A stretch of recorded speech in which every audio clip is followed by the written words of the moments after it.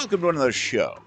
Today, I'm going to examine the history of Tarzan in both cinema and comic books.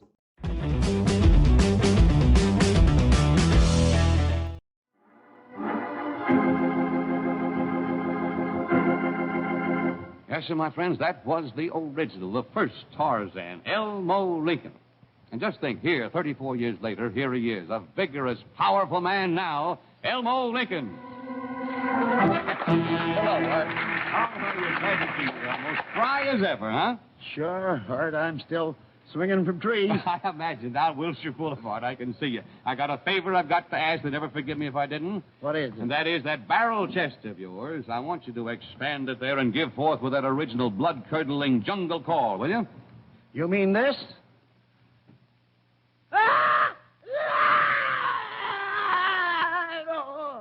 We've got a lot to get into, so let's dive right in.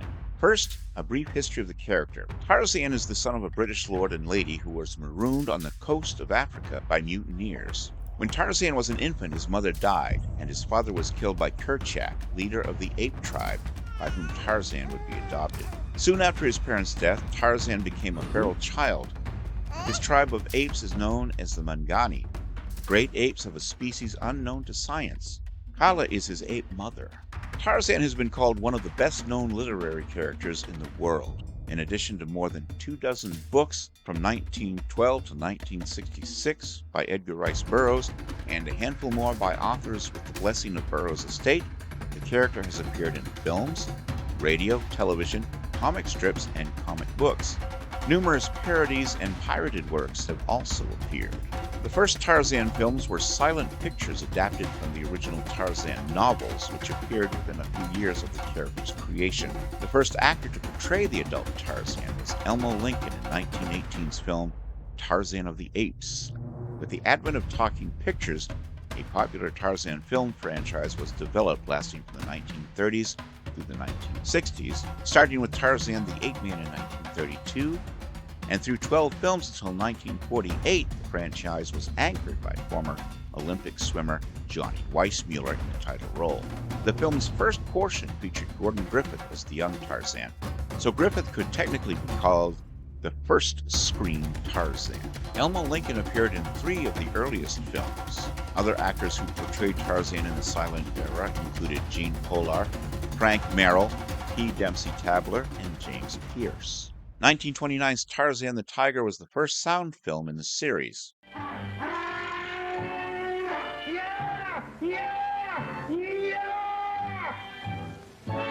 And Frank Merrill was not rehired after this because his voice was inappropriate for the role. LZX calling Berlin. LZX calling Berlin. Go ahead, Berlin. Enter Johnny Weissmuller in 1932, who would go on to appear in 12 Tarzan films until 1948. After he lost his shape, he would retire from the Tarzan role, then take on Jungle Jim, leaving his shirt on for more jungle adventures until 1954. Starting afresh with an extremely free adaptation of Tarzan of the Apes, which throughout everything that had gone on before, the Weissmiller series was a boon to the franchise, if not to the character. In contrast to the articulate nobleman of Burroughs' novels, Weissmiller's Tarzan was a natural hero with a limited vocabulary. The ersatz pidgin of his dialogue has often been mocked as, "Meet Tarzan, you Jane," although that line was never actually spoken in any of the films. Due to complex licensing issues relating to Tarzan, several competing films starring other actors were made during the Weissmuller period. These included Buster Crabbe, Herman Briggs, and Glenn Morris. They were mostly in the form of movie serials or what they called chapter plays. Say evil spirits make trouble. It must be serious. The gassy people are friends. We go see. After the Weissmuller era, Lex Barker took over the role of Tarzan for 5 films. In a way, you are lucky, Tarzan. A hunter can do 2 things. He kills his prey or he tames him. I think I shall get great pleasure in taming you. In 1955, Gordon Scott took over the role for 6 films until 1960. During this period, MGM remade Tarzan the Ape Man with Denny Miller in a standalone film apart from the franchise. Tarzan and the Trapper was compiled from several television pilots which had not been picked up by any network. They also featured Gordon Scott in the role. Jock Mahaney starred in 2 Tarzan films, while Mike Henry would do 3. Cheetah. That's dirty water. Now you go in there and keep our friend company. Tarzan would finally make it to television with actor Ron Ely taking the role. He would also appear in Tarzan movies with several TV films edited into features with new footage filmed to link them. By 1965, films starring Tarzan had collectively grossed over $750,000, which is equivalent to about $7,250,000 in today's market worldwide. That made him the highest grossing film character up until that point. Tarzan movies slowed down by 1970, and the ape-man wouldn't appear on film again until 1981, this time with Miles O'Keefe in the title role. Do you know what he wants? What this ape wants? Oh, Mother of God, stop, please! Then came 1984's Greystoke, The Legend of Tarzan, a serious take on the character, starring Christopher Lambert. Oh, quite right, quite right. I hate spoons. Then Tarzan fans would have to wait until 1998 to see their favorite Lord of the Jungle again, this time with Casper Van Dien in the role. Then come 2016's The Legend of Tarzan with Alexander Skarsgård, and it featured Margot Robbie as Jane. In 2022, Sony Pictures had attained the rights to the character, and they're now planning a major motion picture with the character. We're flying wild man in a loincloth. No, get off, get off, get off! Disney has several animated features and a TV series with their version of the character, which began in 1999. Also on television came Filmation's animated Saturday morning series in various incarnations from 1977 to 1972. 1989 gave us Tarzan in Manhattan with Joe Lara in the title role, and that would lead to the TV series Tarzan: The Epic Adventures, which had 22 episodes. From 1991 to 1994, Wolf Larson appeared in half-hour shows called Tarzan, which had 75 episodes. Then there was the 2003 series with Travis Fimmel, but that only lasted 8 episodes. Then in 2017, Netflix gave us another animated series called Tarzan and Jane for 13 episodes. And there were, of course, several foreign films from places like Germany and Spain, and we're not going to go into all those into great detail. There's just way too many to list. But now we're going to talk about the history of Tarzan in the pages of comic books.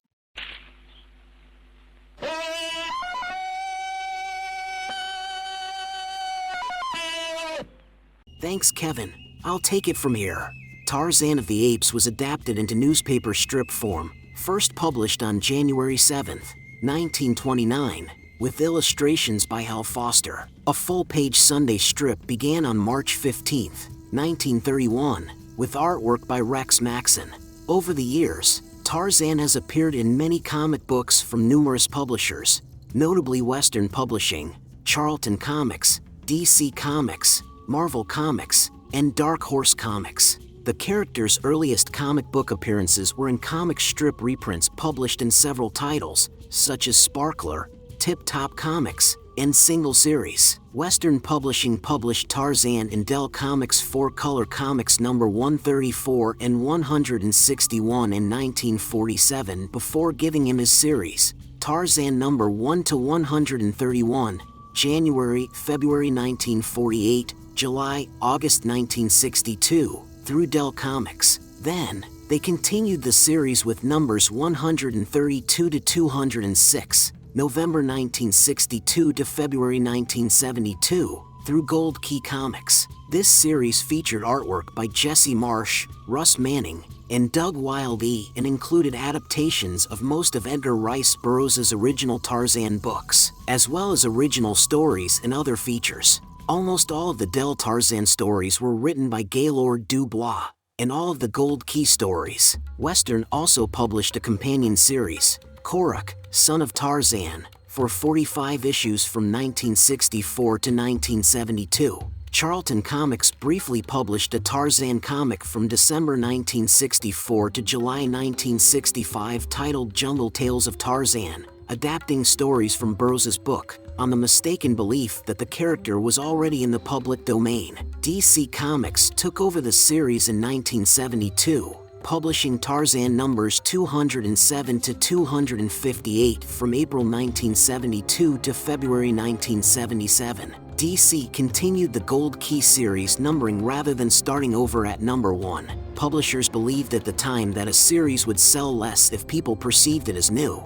The DC version is the most well-received comic book version of the character. This version initially showcased artist Joe Kubert's depiction of the character, which is considered one of the best works of the artist's career. Comics historian Les Daniels noted that Kubert's scripts and artwork ranked among the most authentic and effective ever seen.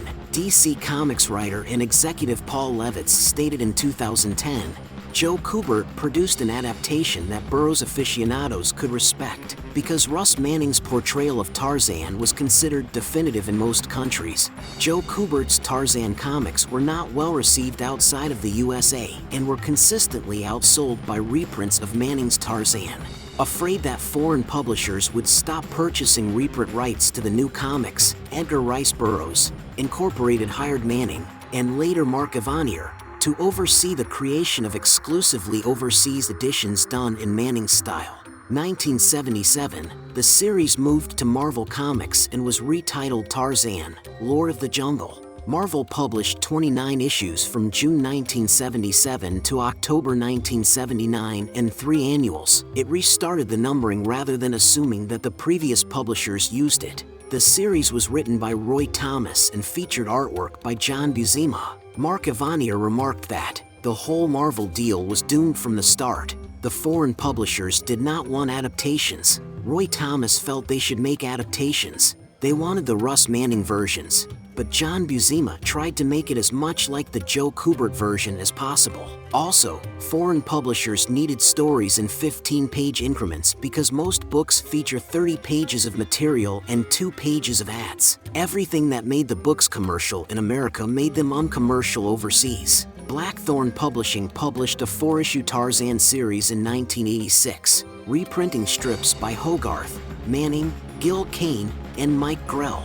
In 1992, Malibu Comics produced a 5-issue miniseries entitled Tarzan the Warrior, written by Mark Wheatley with art by Neil Vokes. This was followed by a 3-issue miniseries entitled Tarzan, Love, Lies, and the Lost City, and then a 7-issue miniseries entitled Tarzan, The Beckoning, with story and art by Thomas Yates. Dark Horse Comics has published various Tarzan series from 1996 to now, including archive reprints of works from previous publishers such as Western/Gold Key and DC.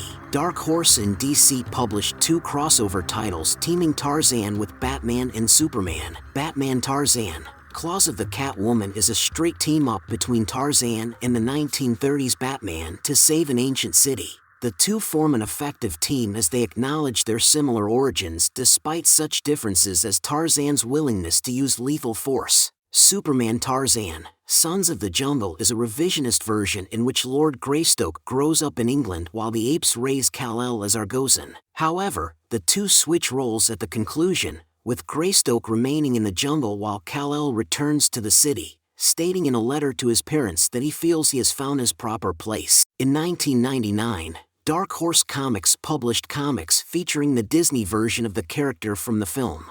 In 2015, Sequential Pulp Comics, a graphic novel imprint distributed by Dark Horse Comics, published Jungle Tales of Tarzan by writer Martin Powell and artists Pablo Marcos, Terry Beatty, Will Munyet, Nick Palilco, Antonio Romero Olmedo, Mark Wheatley, Diana Leto, Stephen E. Gordon, Lowell Isaac, Tom Floyd, and Jamie Chase. The cover was by Darren Bader. Although Dark Horse Comics holds the comic book licensing rights for the Tarzan character, in 2014, they allowed Idaho Comics Group to publish Tarzan and the Comics of Idaho #1. Edgar Rice Burroughs spent many formative years in Idaho and wrote his first draft of Tarzan in the state. Tarzan and the Comics of Idaho was a comic book anthology showcasing the comic book creators from Idaho. Only 500 copies of this comic book were printed, and all the proceeds benefited the Boise Public Library. In December 2011,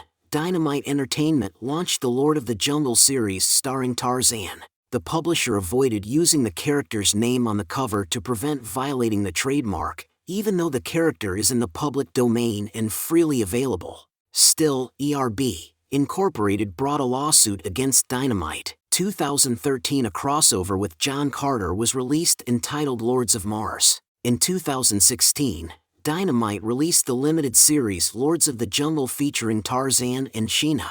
This list does not include reprint titles from IDW or foreign market versions of the character. That was our show for today. What did you think? Do you know all these versions of Tarzan? Please let me know what you think in the comments section below. While you're at it, I'd be honored if you subscribe to my channel, ring the bell to stay informed, and check out my Carl Vincent Vampire Hunter franchise also in the comments section. Until next time, this is Axel and for Kevin Given saying live long and prosper. May the force be with you and keep reaching for the stars.